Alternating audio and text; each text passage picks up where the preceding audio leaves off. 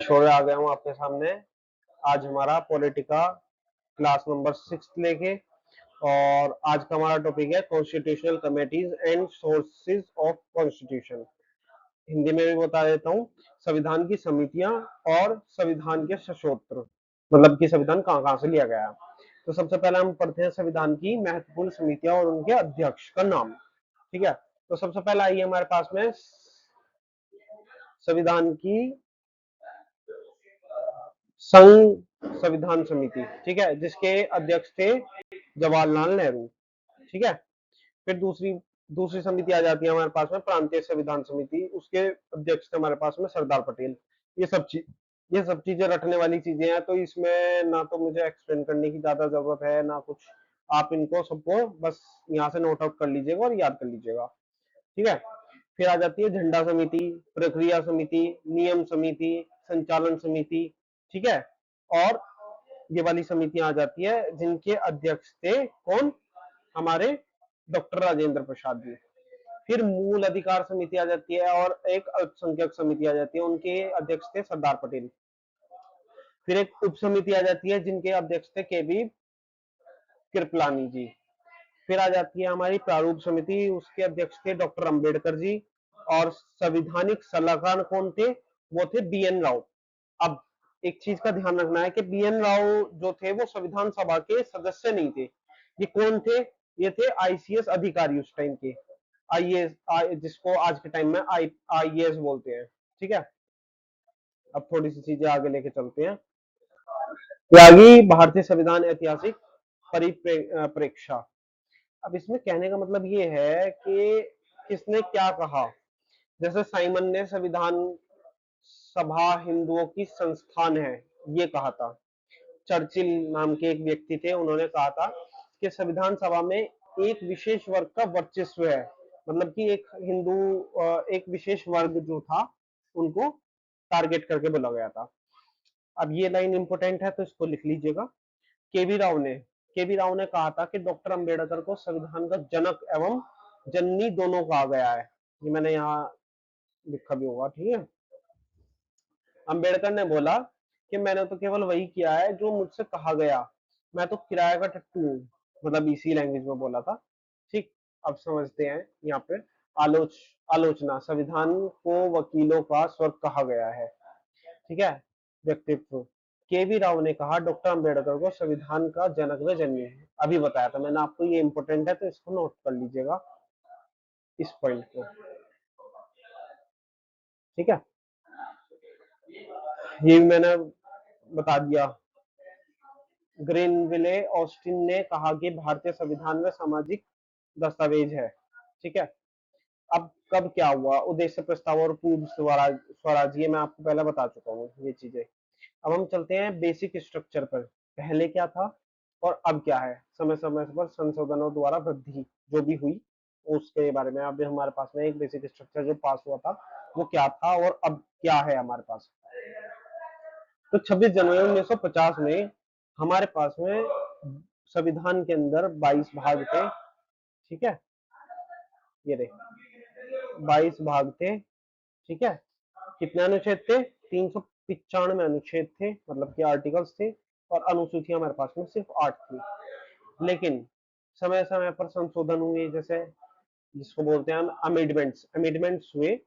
तो आज के टाइम में, प्रेजेंट टाइम में हमारे पास में 25 भाग है, 480 से ज्यादा हमारे पास में आर्टिकल्स हैं, और 12 अनुसूचियां हैं, मतलब कि 12 हमारे पास में शेड्यूल्स है। ठीक, ये तो हो गया हमारा यहाँ तक का पोर्शन कंप्लीट।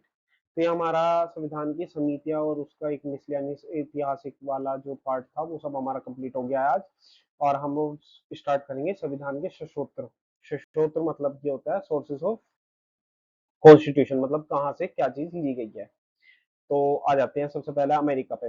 अमेरिका से हमने प्रस्तावना ली है, मूल अधिकार लिया है, न्यायालय की स्वतंत्रता ली है, न्याय पुनरावलोकन की लिया है, मतलब कि जैसे इंग्लिश में बोलते हैं जुडिशियल रिव्यू।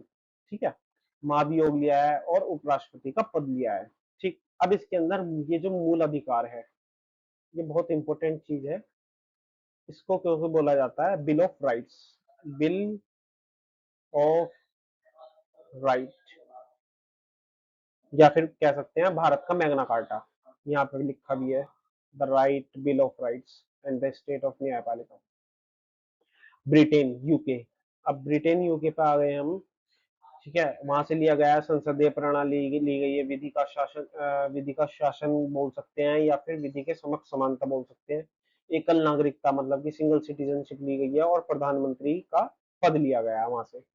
अब फ्रांस से हमने क्या क्या लिया है? फ्रांस से हमने लिया है फंडामेंटल ड्यूटीज। ठीक है, डी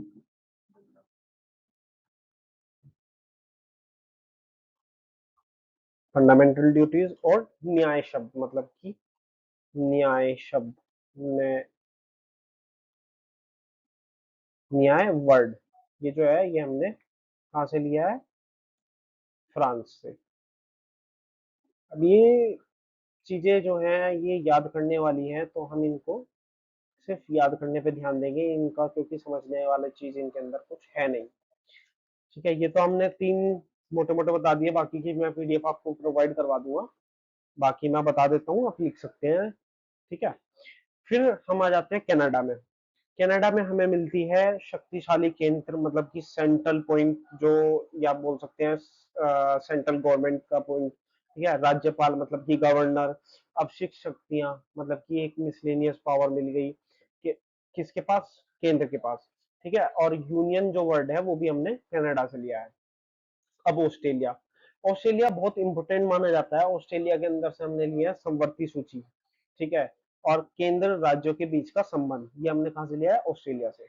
फिर जर्मनी में आ जाते हैं। जर्मनी से हमने लिया है क्या? इमरजेंसी मतलब क्या? आपातकाल। आयरलैंड। आयरलैंड से हमने लिया डीपीएसपी, जो कि हम आगे पढ़ेंगे। ठीक है, directive principles for state policy. ठीक है, राष्ट्रपति के चुनाव। राज्यसभा में सदस्यों का मनोनयन। मनोनयन मतलब कि नॉमिनेशन कहाँ से लिया है? ईर्लैंड से लिए गए हैं ये सब चीजें। अफ्रीकन से हमने लिया है संशोधन, संविधान का संशोधन मतलब ये अमेंडमेंट हमने कहाँ से लिए हैं, उठाए हैं करने के लिए? अफ्रीका से। फ्रांस। फ्रांस से हमने लिए हैं, फ्रांस से तो अभी लिखा ही है फंडामेंटल ड्यूटीज ली है। ठीक है, एक सेकेंड, ये फ्रांस से हमने फंडामेंटल ड्यूटीज नहीं ली है, ये गलत हो गया है। ये हमने ली है फंडामेंटल ड्यूटीज और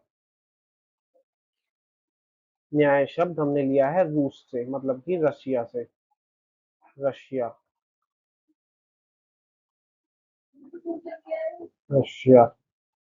ठीक है, तो हमने फ्रांस से क्या क्या लिया है? फ्रांस से हमने लिया है स्वतंत्रता शब्द। ठीक है, समानता शब्द, बंधुत्व शब्द और गणतंत्र। ठीक, ये सब हमने फ्रांस से लिया है। जापान से हमने लिया है विधि द्वारा स्थापित प्रक्रिया। ठीक, तो ये हमारा आज का सेशन हो गया और इसको आप याद कर लीजिएगा। और हाँ, सबसे important zero R. Zero R हमने लिया है कहाँ से? इंडिया से। इंडिया का खुद का है जीरो आर। तो आज का हमारा सेशन हो गया, ये हमारा कंप्लीट। संविधान के शस्त्रोत्तर भी कंप्लीट हो गए हैं। अब हम कल पढ़ेंगे प्रस्तावना, देन उसके बाद में हमारा आर्टिकल्स स्टार्ट हो जाएंगे। तो आज के लिए इतना ही करेंगे। Thank you so much. अब कल की क्लास देखते हैं। ओके।